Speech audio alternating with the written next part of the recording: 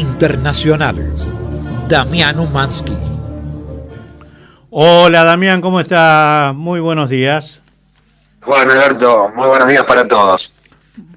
Bueno, leí tu nota ahí en el litoral, está por todos lados. ¿Ah, sí? Sí, es terrible, está en todos lados, tiene kiosco en todos lados, Damián. Bueno, Bueno, es una forma de compartir lo que habitualmente hacemos en diferentes medios, bueno, también en el plano del periodismo gráfico, ¿no es cierto? Sí, bueno, felicitaciones. Bueno, muchísimas gracias. Bueno, el tema de hoy... Vamos a hablar sobre el informe de Naciones Unidas que acusa al gobierno de Nicolás Maduro de crímenes contra la humanidad, algo que fue noticia en toda la semana, teniendo en cuenta que el reporte lo realizó ni más ni menos que una misión internacional independiente que trabaja para el Consejo de Derechos Humanos de las Naciones Unidas y que identifica 223 casos de ejecuciones extrajudiciales, desapariciones forzadas, detenciones arbitrarias y torturas en Venezuela. Algo que no es novedad, teniendo en cuenta que Michelle Bachelet hace algún tiempo había, también desde su rol como alto comisionada de los derechos humanos para las Naciones Unidas, había hecho un informe similar, había entrevistado en aquella ocasión a más de 500 personas y no hace más que ratificar aquellos dichos y estas conclusiones que sacó la expresidenta de Chile, en este caso desde su rol de funcionaria de las Naciones Unidas. Un informe que marca que altos funcionarios del gobierno sabían de estos crímenes.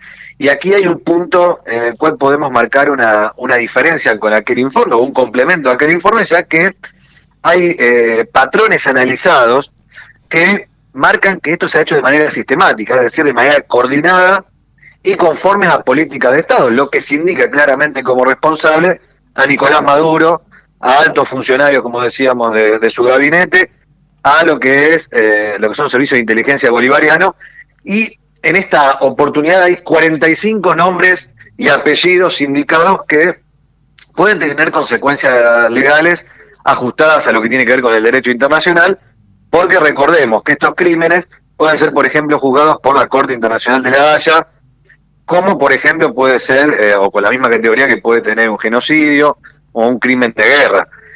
Esto, al no considerarse un hecho aislado, como decíamos, al haberse dado, insistimos, según lo que ha concluido este informe, puede tener estas consecuencias, puede someterse a lo que tiene que ver con lo que es la jurisdicción universal. Entonces, el día de mañana cualquier tribunal de cualquier lugar del mundo podría incluso tomar cartas en el asunto, incluso si el propio presidente Maduro ingresara a otro país y decidiera hacer caso a lo que indica este informe, podría encarcelar o enjuiciar o procesar al presidente Maduro o a cualquiera de estos funcionarios implicados.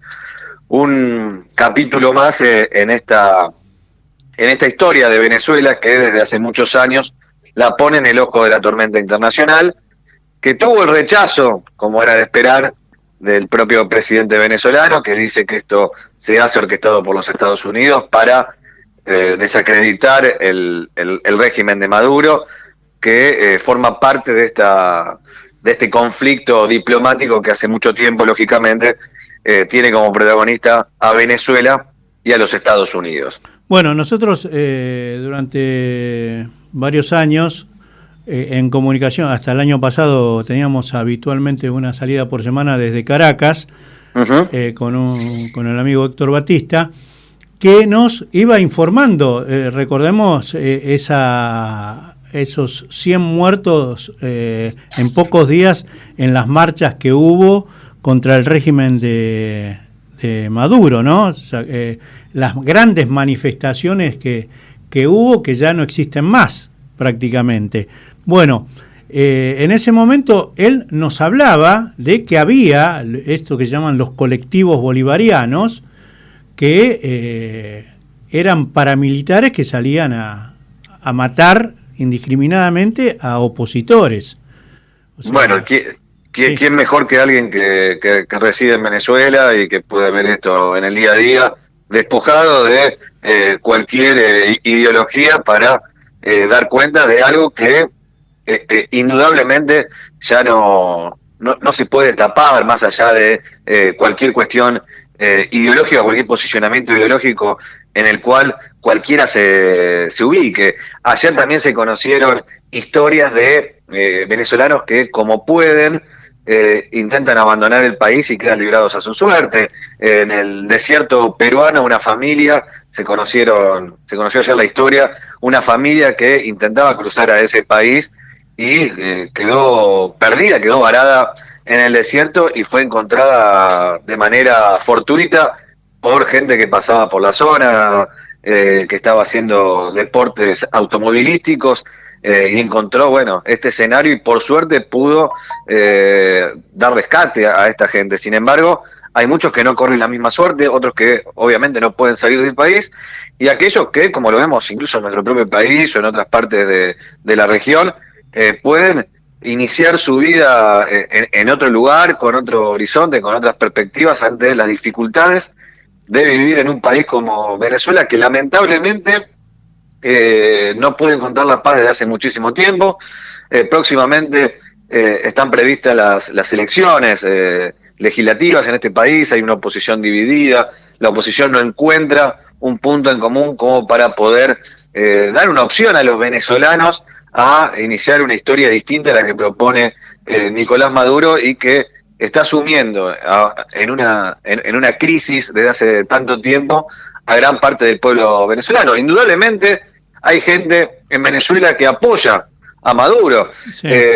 Si no nos explica que todavía continúe en el poder, más allá de que, como nos corresponde a cualquiera de nosotros que podemos contar con esta información, y ahora tenemos un documento, un reporte como el de Naciones Unidas, podemos identificar la situación que vive este país y darla a conocer.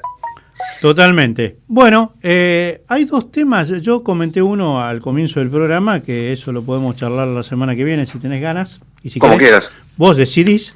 Por supuesto. El tema de que Estados Unidos empieza a negociar el precio que tendrá el agua en el futuro. Y yo comentaba que hace unos 15, 16 años hice un artículo sobre el tema del agua y de los acuíferos en el mundo, que el acuífero guaraní, que compartimos con Paraguay, Brasil y Uruguay, es el tercero en importancia en el mundo y que está emplazado en lo que se llamaría parte de la triple frontera. Y Triple frontera, claro. Y donde Estados Unidos hace unos cuantos años desplegó tropas para combatir a los terroristas de Hamas, y que a mí, yo lo escribí en ese momento, me parecía que estuviera viendo la película de Irak, cuando buscaban armas de destrucción masiva y no encontraron ni un chasquibum. O sea que creo que el tema del agua no hay que dejarlo pasar por alto en lo que tiene que ver con la geopolítica internacional, porque es un tema que se viene a futuro. Bueno, prometemos ahondar más en esta cuestión, pero lo que vos anticipás y que con muy buen tiro comenzaste a analizar en este artículo al que haces mención, es algo que los analistas se vienen identificando. Lo del acuífero guaraní es, si hacemos un paralelismo, lo mismo que el petróleo en Medio Oriente. Sí, eso lo dije al comienzo del programa, lo comenté. Exacto. Es lo mismo que cuando fueron a digamos, establecer tropas en Medio Oriente por el tema del terrorismo, pero el tema siempre fue el petróleo. Y acá es el agua. Y hay artículos de Al Gore y de François Mitterrand, donde yo me agarré hace 15, 16 años para escribir, y bueno, y tenía muchos datos con respecto a este tema. O sea, parece una pavada, yo no quiero ser... No es una pavada de ningún modo. Pero es lo que se viene a futuro, es lo que se viene a futuro. La disputa por el agua en el mundo. Son múltiples los análisis que hacen mención a esta cuestión, no es ninguna pavada, al contrario, y es una cuestión geopolítica y estratégica la política que tenga cada país en la preservación de sus propios recursos, en especial el agua, que es el bien esencial por excelencia, y que tiene los ojos puestos del mundo, no solamente de Estados Unidos, sino también otras potencias que identifican en el potencial que tiene, por ejemplo, el acuífero guaraní como fuente de riqueza y fuente de interés para como decíamos, de este bien esencial que sí, que puede ser objeto de disputa a corto o mediano plazo. Coincido plenamente. De los 10 acuíferos más grandes del mundo, 5 están en África, 6, perdón, están en África, 2 en Australia, 1 en Asia y 1 en Estados Unidos, más Mira, el acuífero guaraní.